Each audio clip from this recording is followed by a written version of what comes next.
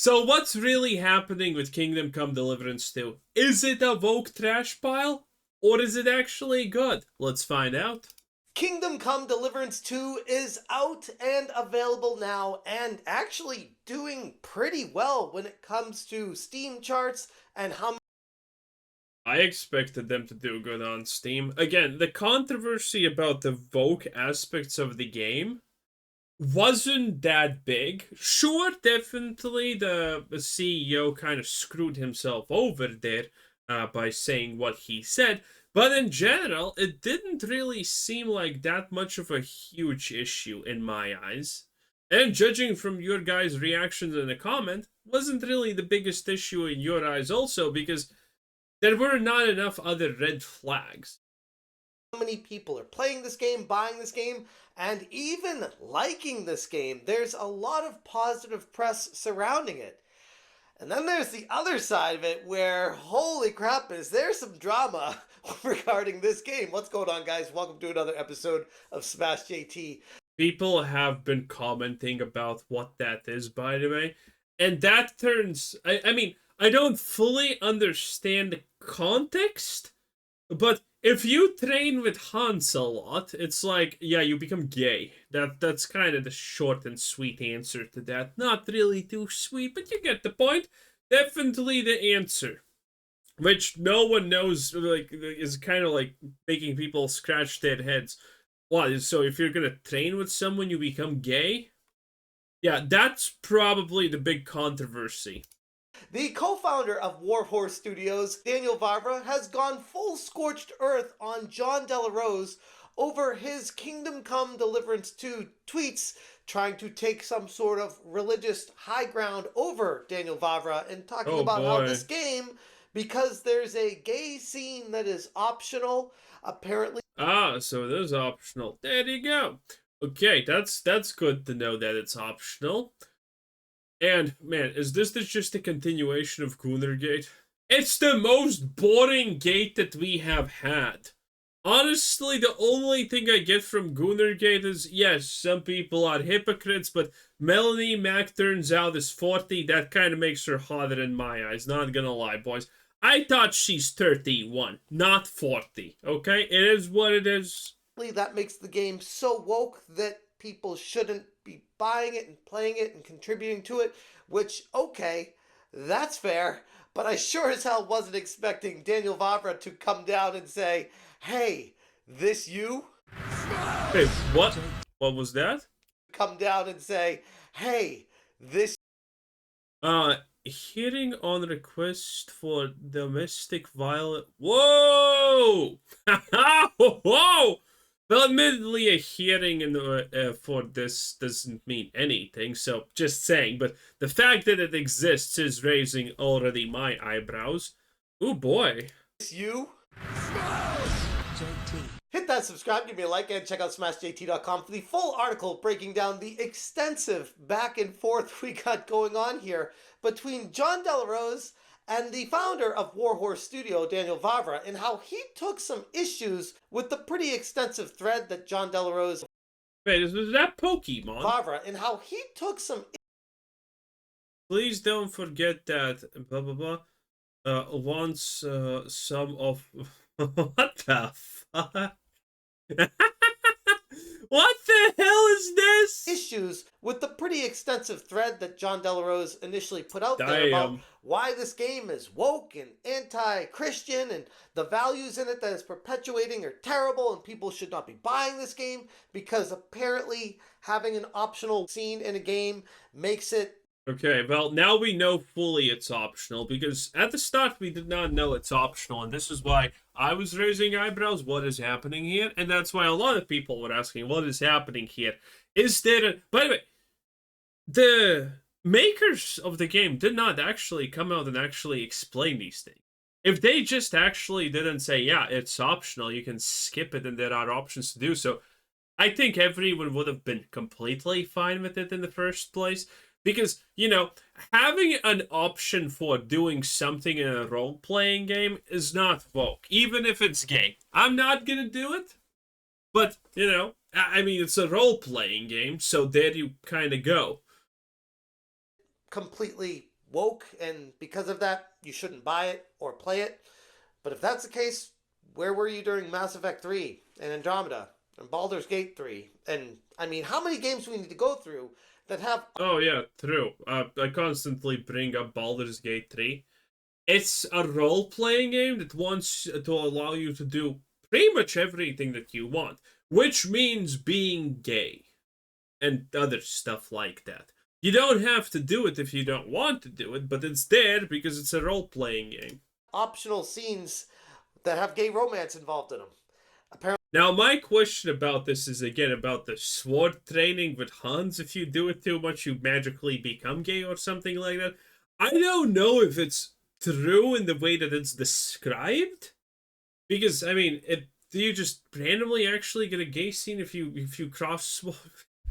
I'm not sure. I'm so lost on that. apparently now it's an issue. I don't know. I'm just trying to keep up. In the latest saga of an eventfully never-ending culture war in gaming, Warhorse Studios co-founder Daniel Vávra has gone all in against writer and self-proclaimed defender of Christian values, Jon Del Arroz. And the headbutting here all started over Del Arroz's outrage of Kingdom Come Deliverance 2, featuring an optional side quest with. That's sad. We sometimes watch his videos. The heavily gay romance scene involved. A scene that I dared to witness and cover on my live stream the other day. And wait. Well, okay, that is. So that's the scene? Side quest with the heavily gay. We have a lot in common with them. Romance scene involved. A scene that I dared to witness and cover on my live stream the other day. And yeah, it got pretty weird, especially if you're a straight person having to witness that. But hey, is this again? Is this out of the blue, or are you, or if you're a normal person, do you get notified that oh yeah, this is gonna lead to gay scenes? Like, is that a thing or not? It is what it is. If you want to pursue that in your game, be my guest. Jon Del Arroz took to Twitter with a lengthy thread to discuss the scene involved with all the brushback from a good chunk of the gaming community, declaring to all that Kingdom Come Deliverance 2 is one of the biggest insults to gamers and Christians in recent years. It was all about trying to be subversive and woke, promoting DEI, and lying to gamers along the way. Now, honestly, in my own perspective, reading that, I strongly disagree with that standpoint, just based off of my initial research of this game and what I feel like it presents to the end user. It's optional stuff. Okay, do I need to watch the gay scene to figure out if... I guess it's kind of too late, right, to watch it. I'll watch it later. And if you don't want to partake in it, you don't have to. That doesn't really read into if the game's any good or not. It's just that stuff is in the game if you want to participate in it. I don't necessarily think having a gay scene that's optional far into the game somehow makes it DEI injected or makes it woke just because that's in there. But again, that's where the conversation comes in, because there's plenty of people that disagree and take a strong stance saying, no, it is because that's in it. It's automatically woke. And I'm not going to try to fight a battle against people with that, because that's a standpoint you have. Yeah, I mean, again, GoonerGate in general for me seems like something that should have not happened, because it's just dumb. There's not even anyone to like dogpile on. There's no one really to blame too much. It's just people kind of being assholes to each other for made up reasons, and that seems kind of to be the end of the thing. It was funny, kind of. We did cover it a little bit, right? We watched the thing, and then there was the Razor Fist exposed, which seemed like a complete fucking absolute nothing burger. I mean, I have had more heated conversations than that in the office, if you want to call this shit like that, like what's it called? Spousal abuse or whatever. It's just pathetic. And now this, I mean, it's the most boring, lowest quality drama ever. Can we have something real, please?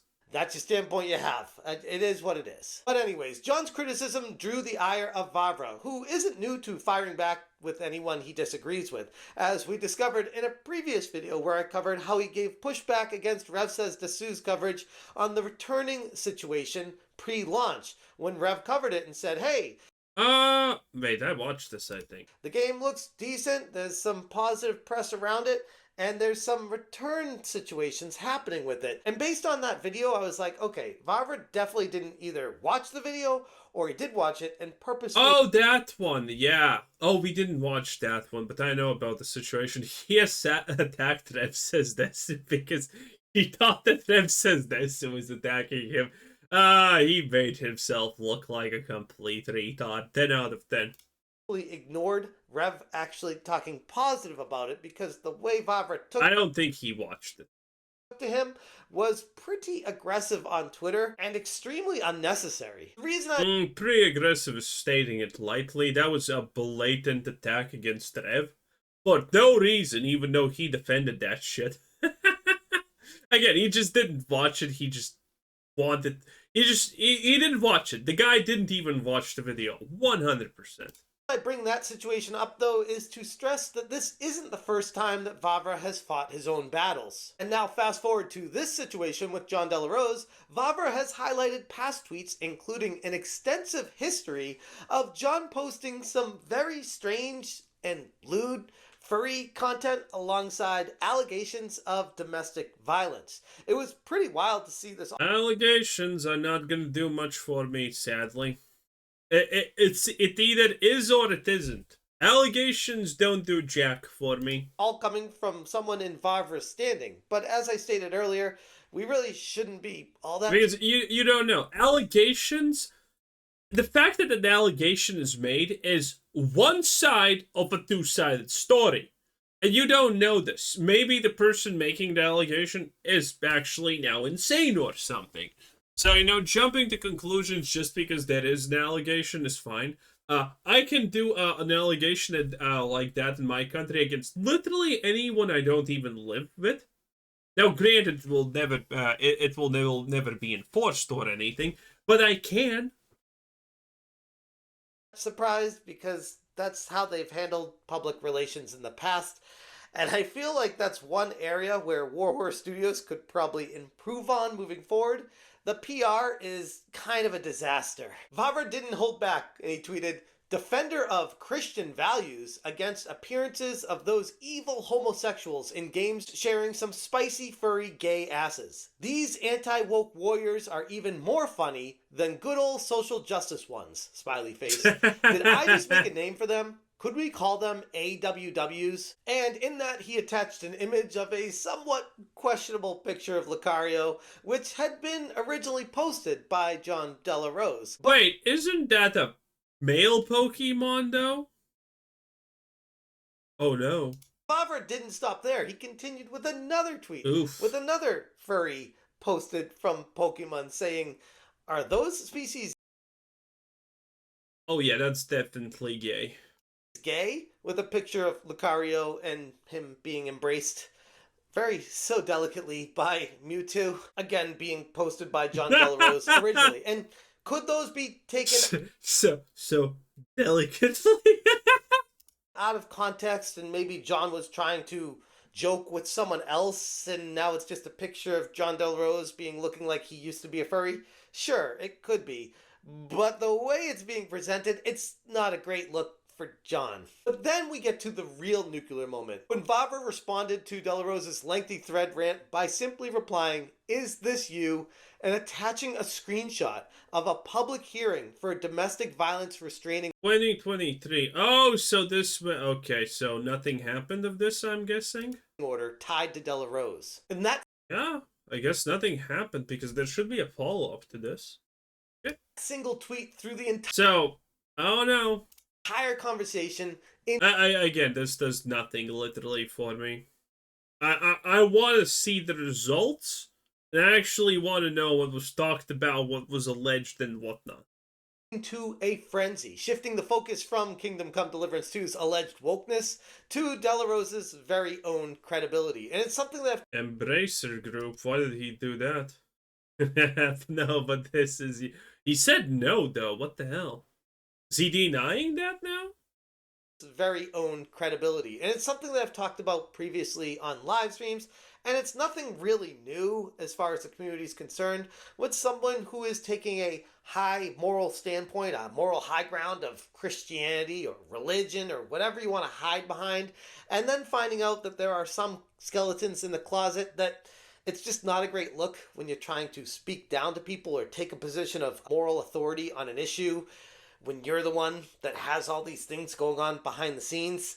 It's not a great look. But I want to be clear. I've spoken to Del Arroz personally about these mentioned allegations, and he has denied them, stating that they're all misleading and out of context. But regardless of what Del Arroz is telling me, public perception... Well, I can explain one way it can be out of context.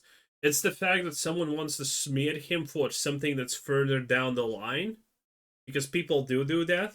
I mean, if perception matters. And if you're going to have a lawsuit against you and there's another lawsuit 3-4 that alleges that you're a bad man, that has impact, even though it should be ignored.